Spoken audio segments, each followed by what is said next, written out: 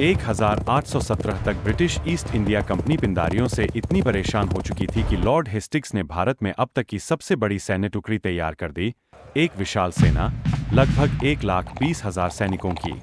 इस अभियान को इतिहास में पिंडारी युद्ध कहा गया। लेकिन यह सेना सिर्फ पिंडारियों के खिलाफ नहीं थी। ईस्ट इंडिया कंपनी ने इसी शक्ति का उपयोग करते हुए शेष मराठा साम्राज्य को भी समाप्त करने का निर्णय लिया और यही संघर्ष आगे चलकर तीसरा अंग्रेज मराठा युद्ध बना। नवंबर 1817 से 1819 के बीच यह विशाल सेना मालवा और मराठा क्षेत्रों में प्रवेश कर गई, वे इलाके जहां पिंडारी पीढ़ियों से बसे थे। लेकिन जब ब्रिटिश सेना पहुंची, पिंडारियों ने लगभग कोई प्रतिरोध नहीं किया। अधिकतर नेता आत्मसमर्पण कर बैठे और इनके अनुयायी तितर-बितर हो गए। सिर्फ युद्ध ही नहीं, कंपनी ने एक और रणनीति अपनाई। कई पिंडारियों को नियमित रोजगार दिया गया, कुछ को पुलिस में शामिल किया गया, कुछ को पेंशन। लेकिन हर कोई झुकने को तैयार नहीं था।